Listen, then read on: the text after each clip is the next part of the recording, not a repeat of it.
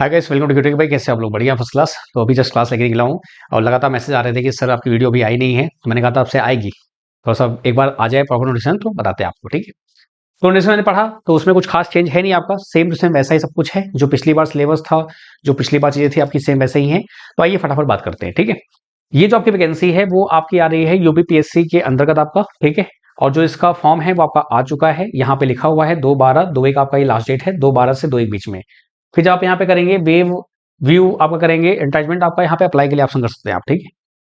तो यहाँ पे डिटेल के लिए आपका हिंदी इंग्लिश में दिया हुआ है, तो आपका ये रहा, ठीक है। तो पहली बार मैं आपसे बना रहा हूँ कि मैं प्रॉपर पीपीटी बनाता हूँ, लेकिन वही है ना कि आपका डिमांड बहुत ज्यादा आ गया, इसलिए मैंने कहा चलो कोई बात नहीं।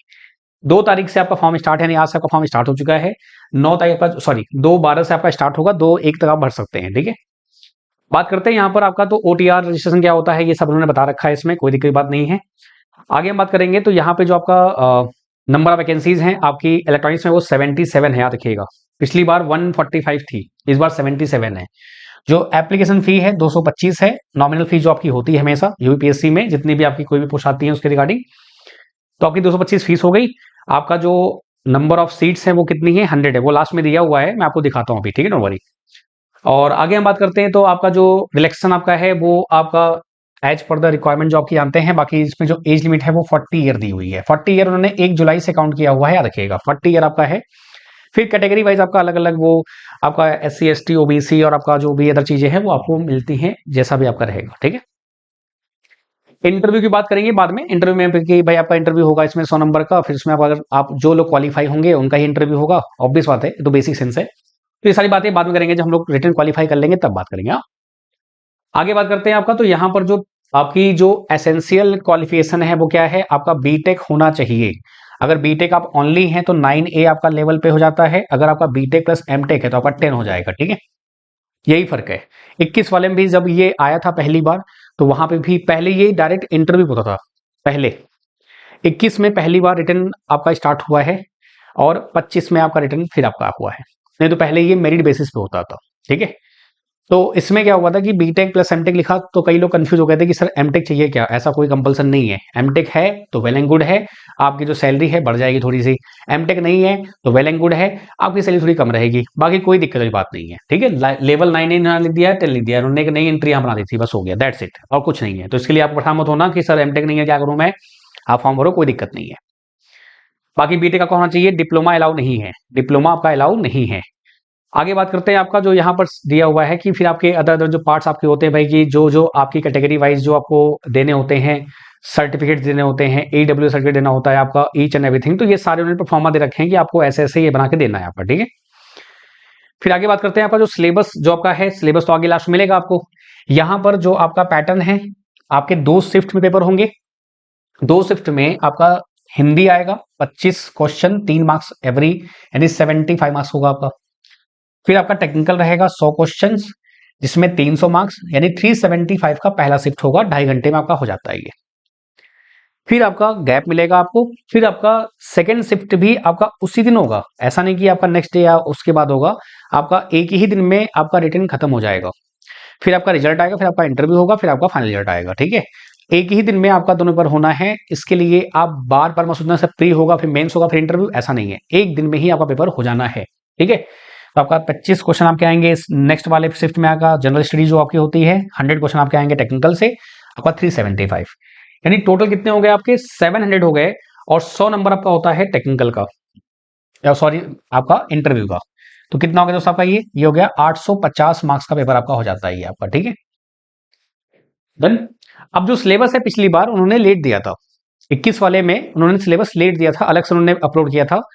इस बार उन्होंने सिलेबस साथ में ही दे दिया है, क्योंकि भाई ऑलरेडी निकल चुका है तो इसलिए आपको दिक्कत होती नहीं है, कॉपी पेस्ट किया हो गया। पूरा का पूरा सिलेबस सेम है, हिंदी का सिलेबस ये दिया हुआ है, इसको ही आपको पढ़ना है, इससे बाहर नहीं पढ़ना है। प्रीवियस पेपर में आपको सॉल्व कराऊंगा, आपको वैसा ही मिलेगा।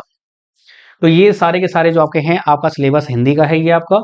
फिर अगर बात करूं मैं जनरल स्टडीज में आपका, तो ये रहेगा हिस्ट्री ज्योग्राफी आपका, जो 25 क्वेश्चन यहाँ आने वाले हैं, 25 यहाँ आने वाले, दोनों शिफ्ट में अलग अलग, 25 पहले शिफ्ट में, 25 सेकंड शिफ्ट में आपका। फिर आपका जो 100 मार्क्स का पेपर आपका है, उसमें जो सिलेबस आपका आने वाला है वो दिया हुआ है ये आपका।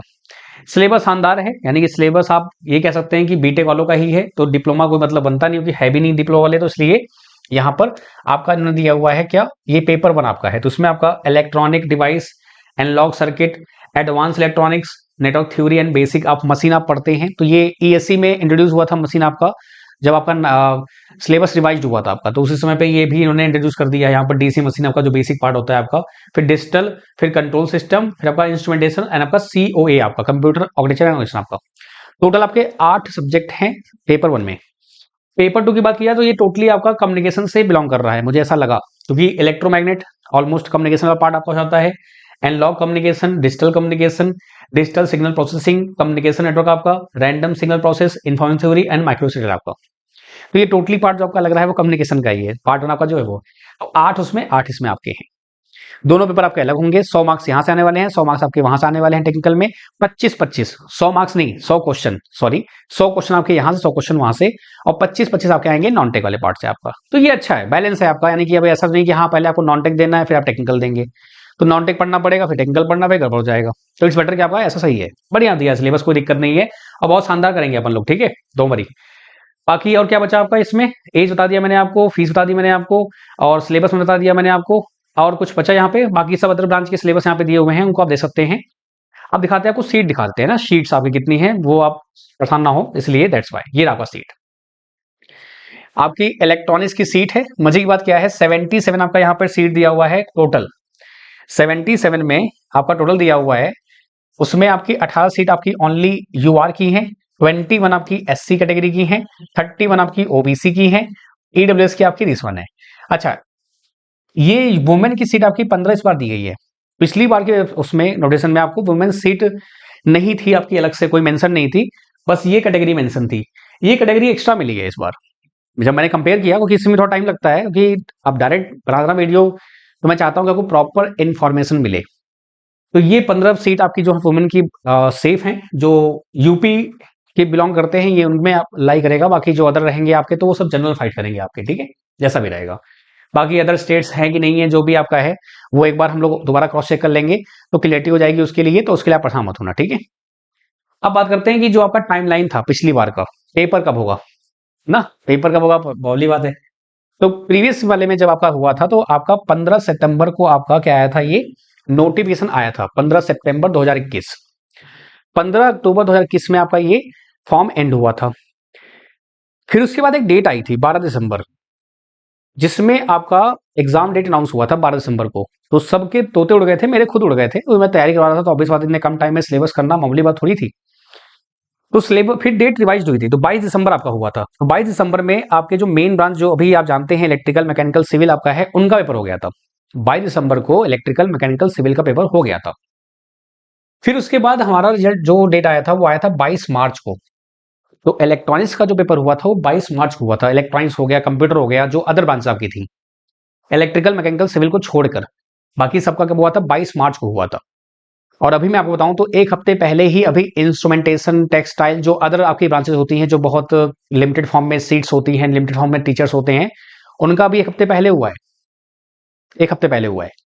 तो आप मतलब 21 की वैकेंसी है, 25 में पर उनका हुआ है, लेकिन हमारा जो है ये मेन सीट्स होती हैं, मेन ब्रांचेस आपकी हैं, तो इसमें बहुत लेट नहीं होगा। तो आप ये मत सोचना कि हाँ आपको 4 साल 5 साल मिलेंगे, हार्डली आपको, जो मैंने बताया आपको सितंबर में स्टार्ट हुआ तो मान लो अक्टूबर, तो सितंबर से अक्टूबर आपका, अक्टूबर नवंबर दिसंबर 3 ये मान लो, और 3 2 5 6 महीने मान लो। अगर मैं पिछली बार की वैकेंसी को लेकर चलता हूं तो 6 मंथ में आपको ये सब निपटाना है, तो 6 मंथ में आप आराम से बहुत अच्छे से कर सकते हैं।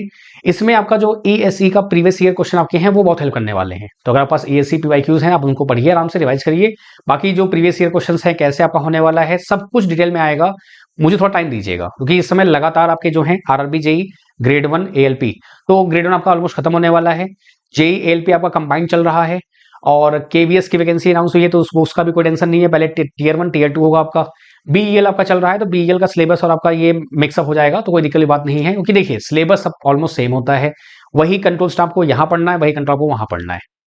तो एक थोड़ा सा हम लोग देख लेते हैं कि टाइम स्लॉट कौन सा खाली है, अवेलेबल है, वो टाइम स्लॉट देखकर फिर हम इस बैच को जो है प्रॉपर्ली लॉन्च करेंगे ना, डोंट वरी अबाउट दैट। और ये टारगेट बैच रहेगा, फिर से बता दूंगा आपको, हमेशा मैंने आपको बोला है टारगेट बैच में ऐसा बनाता हूं मैं, कोई ऐसा फालतू फालतू नहीं कि हाँ भाई कुछ भी पढ़ा रहा हूँ कुछ भी चल रहा है आपका, ठीक है।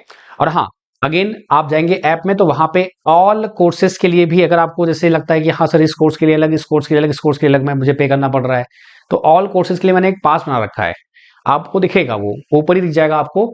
तो वहां पे आप उसको ज्वाइन कर सकते हैं। तो जितने भी कोर्स मेरे आने वाले हैं अपकमिंग डेज में, वो सारे आपको मिल जाएंगे, आपको कुछ एक्स्ट्रा पे नहीं करना होगा, ठीक है। एंड अगेन जो आपका क्या कहते हैं डीआरडीओ सेप्टेम भी आपका 9 से स्टार्ट होने वाला है, तो उसको भी मैनेज करना पड़ेगा। तो कहीं ना कहीं चीजें हैं, तो थोड़ा सा मुझे समय दीजिए 1-2 दिन का, तो मैं आपको प्रॉपर्ली पूरा बैच प्रॉपर्ली बना के दूंगा, डोंट वरी अबाउट दैट, उसके आप टेंशन मत लीजिएगा, ठीक है। बाकी सब कुछ मैंने आपको बता दिया। एज आपकी 40 ईयर्स है जनरल की, बाकी कैटेगरी वाइज अलग अलग होती है। फिर आपका जो सिलेबस है मैंने आपको दिखा दिया, सिलेबस आपके ऑलरेडी उस वेबसाइट में अवेलेबल है। फिर आपका जो पेपर पैटर्न है वही आपने देख लिया। फिर आपका जो है फॉर्म फीस आपकी मैंने दिखा दी आपको जो भी था, और ये पिछली बार का जो आपका ट्रेंड था कैसे आपका पेपर हुआ था मैंने आपको ये बता दिया। 22 मार्च 2022, तो ऑलमोस्ट मान चलिए 3 से 4 महीने आपको मिल सकते हैं, ये पॉसिबिलिटी है। बाकी देखते हैं। तो बहुत शुक्रिया, थैंक यू सो मच। बाकी वीडियो आपकी प्रॉपर आती रहेंगी, इसके लिए आप टेंशन मत लीजिएगा। प्रीवियस से क्वेश्चन भी करेंगे, आपको उसमें मजा भी आएगा करने में, भाई लेवल क्वेश्चन कैसा था, क्या था, कैसी चीजें थी, जो भी थी आपकी, ठीक है। पेपर आपका ऑफलाइन होता है, याद रखिएगा, ये ऑनलाइन नहीं होता है, ऑफलाइन होता है, ओएमआर बेस्ड होता है आपका, ठीक है। चलिए बहुत शुक्रिया, थैंक यू सो मच, जाने के अपना आप। और हाँ, पिछली बार कैलकुलेटर आपका अलाउ था, इस बार देखते हैं क्या करते हैं वो, ठीक है। तो कैलकुलेटर पिछली बार अलाउ था आपका, कैलकुलेटर आप लेके जाके सॉल्व कर सकते हैं, कोई इशू नहीं है। बाकी जो भी रहेगा अभी अपडेट करूंगा। सो मिलते हैं कल मॉर्निंग में। And good night, take care, आप हंसते रहिए, मुस्कुराते रहिए, बाय, टेक केयर, ख्याल रखिए अपना।